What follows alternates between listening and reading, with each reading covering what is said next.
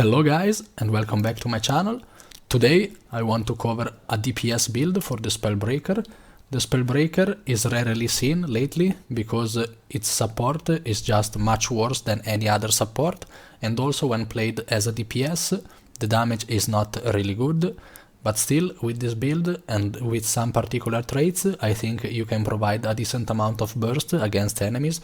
You can provide a decent spike to kill them, and also a lot of CCs, decent bone strips, like much better than scourges and so on, if played well and if you place your bubble properly. And also the survivability is insane because we run a lot of vitality in this build. This is the build, so basically everything in this build revolves around your burst skill. So with this trait, your burst skill will always critical hit your enemies, even if you have like zero critical chance. So thanks to this trait we can maximize our ferocity and vitality and power, We can run Valkyrie, we don't need the precision because this build deals damage only with the burst skill. Every other skill is kinda bad on warriors, like they are kinda kiteable, they are limited targets or single targets. As you can see, the Greysword has only bad skills for War vs Sword except the skill 3 basically and the F1. The Hammer has the skill 3, which is nice AoE damage. The skill 2 is a bit slow and it's only 3 target, but it can deal a lot of damage, but still it's not worth decreasing the power and the ferocity and losing damage on your burst skills. So what you have to do is aiming to hit your burst skill as much as you can, and then with a trait on the Spellbreaker we have the reset for the F1, so we can cast twice the F1 with maximum power and maximum ferocity without needing any precision. Let's cover the build. So we have Lesser Signet of Might. Signets grant a stacking ferocity boon on use. Cast Lesser Signet of Might when striking a foe below the health threshold. So basically we get these 10 stacks of unblockable attacks when we hit an enemy which is below 50% HP. It will happen a lot. The cooldown is 20 seconds, of course, there is an internal cooldown, and these stacks kinda well with the ferocity we get from the Signet of Might, which is 10 stacks of unblockable on demand, like you press it, immediately your next 10 hits become unblockable. Then we have here, the traits are kinda bad, they are for condition damage or critical chance against disabled foes, but we don't need this. So we run Sundering Burst, burst skills, inflict vulnerability if they hit and inflict additional vulnerability if the attack is a critical hit. So the burst skills will always be critical hit thanks to this trait. So we will inflict 10 stacks of vulnerability each time we hit enemies with a burst skill, Then we run the trait Burst Precision, which was also buffed in the latest patch. Previously it only gave 100 critical chance increase to our burst skills. Now it also grants a ferocity boon when we hit our burst skill. So you hit your burst skill, you get 50 ferocity, which is nice. On Discipline, so we run Discipline because we get Adrenaline whenever we swap weapons. You will not have a lot of Adrenaline generation in this build if you are not actively swapping your weapons. And also with this other minor trait, which is Fast Hands, the weapon swaps happens every 5 seconds instead of 9 seconds and allows us to spam a really great amount of burst skill combined with the adrenaline generation. Here we run Warrior Sprint. It's basically remove Immobilize whenever we cast our skill 5 from the Greysword or the skill 3 because they are movement skills. And also our F1, which is a movement skill, is the Earthshaker. Let me show you very quickly. You see Earthshaker, you can choose the direction, you move there, so it's a movement skill. You press it, and if you have Immobilize, you will remove it. So this is decent. Also the other two traits are useless for DPS builds. And also we will get 3% damage increase, which is not very strong, but still is decent to have. Then we have Destruction of the Empowerment. very strong trait, 3% damage increase per boon on our enemies. So let's say the enemies have 5 boons, 15% more damage increase, very strong trait, which becomes worse the more the fights last and also the more boons you corrupt, hopefully. Then here we have might on weapon swap and also burst skills gain reduced recharge by 15%, very nice because we need to spam our burst skills, otherwise we deal no damage. Then we have burst mastery, this is very good for the adrenaline restoration by 33% whenever we use a burst skill when we hit an enemy. And also the burst skills deal more damage and grant us swiftness, which is very nice to have, and also the 7% damage increase is very nice. On the Spellbreaker, we run Pure Strike, 7% critical damage increase, every burst skill will be a critical damage, so 7% free damage. Also the other 2 traits are kinda useless. No Escape is decent, but 1 second of Immobilize cannot trade, in my opinion, in a DPS build for a 7% critical damage increase, and also this damage increase is increased by another 7%, so 14% damage increase totally if you hit enemies without boons. And it will happen a lot if the fight lasts a bit. Then here, Dispelling Force, dazes, stuns, pulls, knockdowns, knockbacks and launches remove boons. This will only happen if the enemy has no stability. If they have stability, you will just remove from them 1 stack of stability. So keep in mind that every hammer skill which is a CC and also your F2 is considered a CC, and if the enemy has no stability you will also remove a boon from the enemy. Your CC skills are your skill 5, which is a single target, so I wouldn't recommend using it. Your skill 4 is very strong, it's a big CC around you, you can hit everyone around you and you can remove boons from them, 5 targets.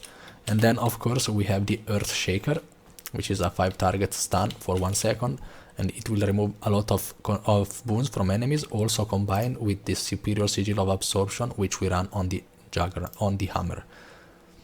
Here we have Loss Aversion, removing boons from a foe deals damage and gives you adrenaline, so we will remove a lot of boons, we will deal some damage for removing those boons, and also we will get a lot of adrenaline by this trait, and also it's unblockable. And this is why also we run the bubble and the break enchantments. Not only it can hit 5 targets with a kinda low cooldown and a huge AoE around you, and it's also unblockable, it will remove 1 boon, and these boons will be removed and also grant us adrenaline, and we can spend the adrenaline to cast our burst skills. Very easy. Then we have Attacker's Insight, gain insight when disabling foes or removing boons. Full counter refreshes all burst skills on hit. This is the part which is very strong. Basically, we can attack our enemies and use our F1, then we cast our F2.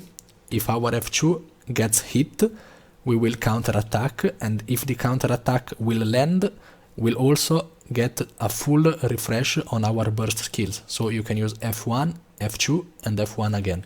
And this is why this build can work thanks to this trait, because you can really unleash a lot of damage. Let's say your Arsing Slice can hit for like 12k on enemies if they are below 50% HP and if they are full DPS. So with this trait you can go like 12k, F2, 12k again to 5 targets around you. Very easy to land unless you are blind. So it's a very strong trait, minor trait, and it really helps a lot this build, and otherwise it wouldn't work for real. Enchantment Collapse, removing a boon from a foe causes all nearby foes to lose additional boons. So basically we will remove a lot of boons, and once every 1 second we will remove an additional boon from 5 targets around one of the target which we removed some boons from. So this is a decent amount of boon removal. It helps for the strips and also to generate adrenaline thanks to the combination with the loss aversion. Let's take a quick look at the gears. I say quick look because the gears are kinda easy on this class. Everything is Valkyrie, meaning that you will have maximum power and ferocity. There is no other stats combination which can give you more power and ferocity. The only other combination is Berserker, but it has precision instead of vitality, but we don't need precision because we are sure our F1s will hit for a critical hit all the time thanks to this trait. So everything is Valkyrie. You will be a lot more tankier compared to other classes, because you see like 29k HP. The rune is a Scholar, which is the best damage rune if you have enough precision, and we don't need precision, so power and ferocity. On the hammer we run superior sigil of force, Valkyrie stats of course, and superior sigil of absorption, and then on the greatsword force and bloodlust, and still we run it Valkyrie. The trinkets are full Valkyrie, which is kinda easy. And then we run the relic of Norris. I covered it in previous videos. I will explain it very quickly again. We gain some stacks whenever we are in combat. They are called Norris stacks. Let's see, they will appear after 5 seconds. You see these stacks. You can also get 1 stack per boon removed once every quarter of second. Once you reach 10 stacks, you will transform. Your character will get like much bigger, so you can make your enemies scared by you. And of course you get 15% damage increase on the enemies, you get 10% damage reduction on you, and also 10% of your damage will heal you.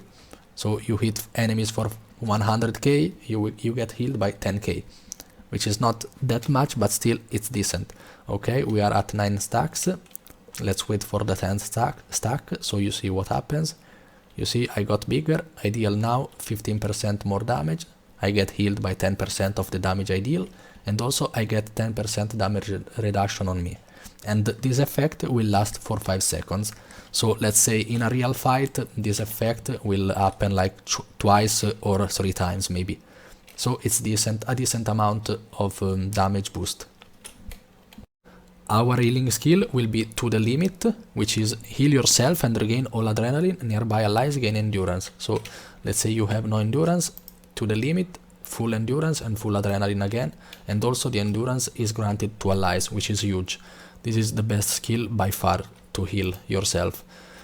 The Defiant stance is decent if you are like Kamikaze and go inside the enemy, you are about to die, you press it and every damage becomes heal for you for 4 seconds.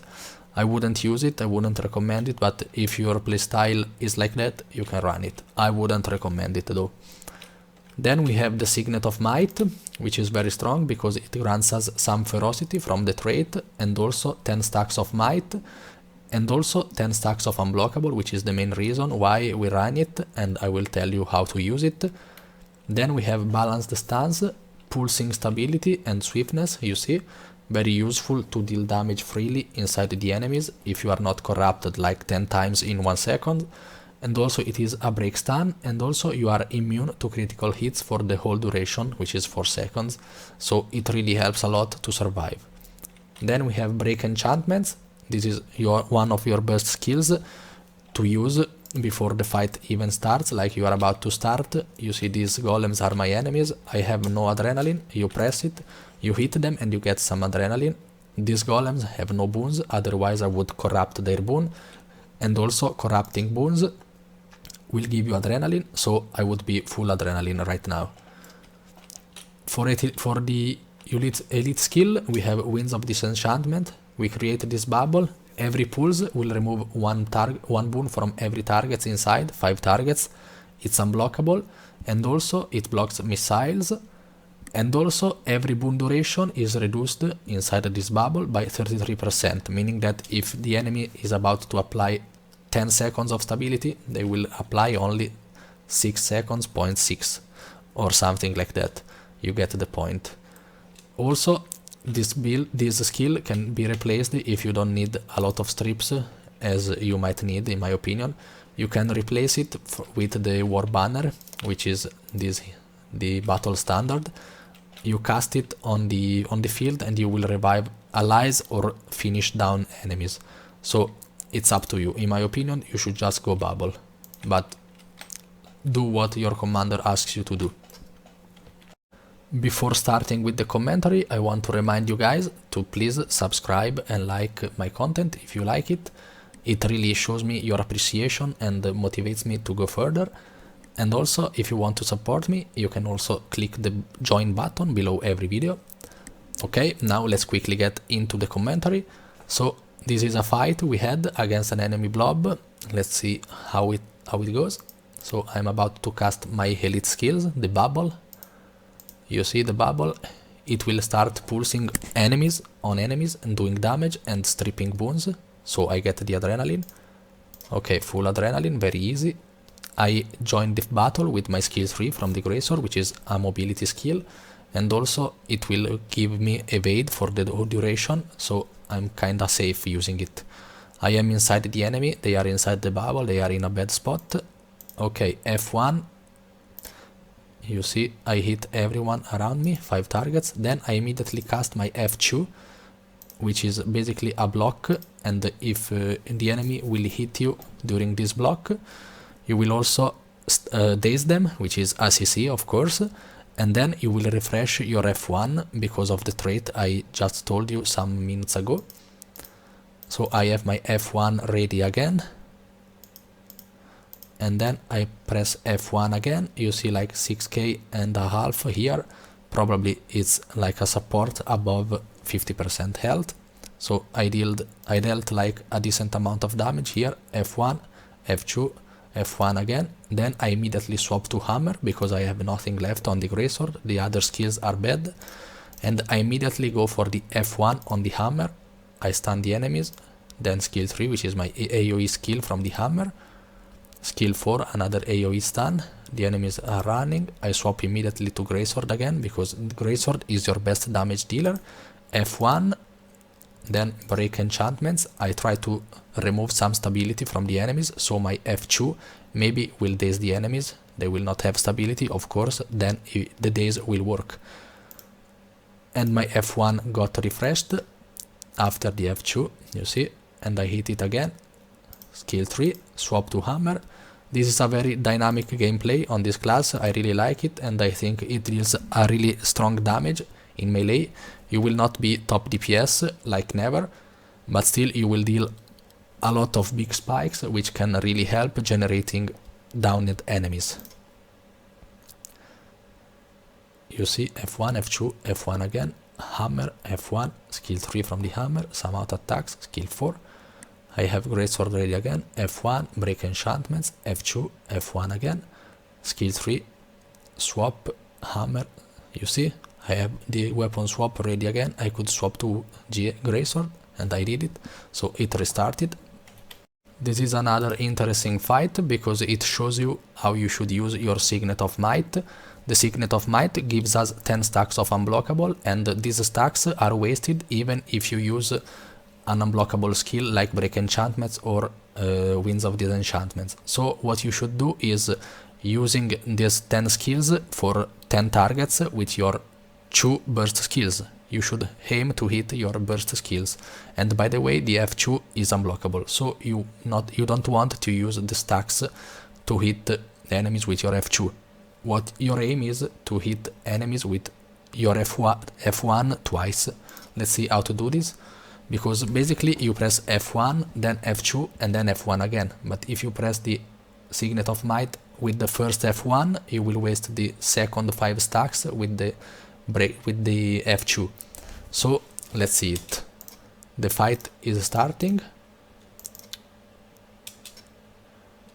I am into the enemies. I cast my F1 and then F2. At this point my F1 gets reset. I press the Signet of Might, so I will unblockable hit on the F1. F1 unblockable hits. I didn't hit enemies because they died before I hit them, but you get the concept. So basically if I hit the enemies I would have expended 5 stacks of unblockable, and now I would have 5 instead of 10. Then you can immediately swap to hammer and you have still 5 stacks, and you can use them to hit enemies with your Earthshaker, which is your F1 on the hammer. So this is how it works. You press your F1 on the Greatsword, then the F2 from the Greatsword, of course, and then the F1 resets.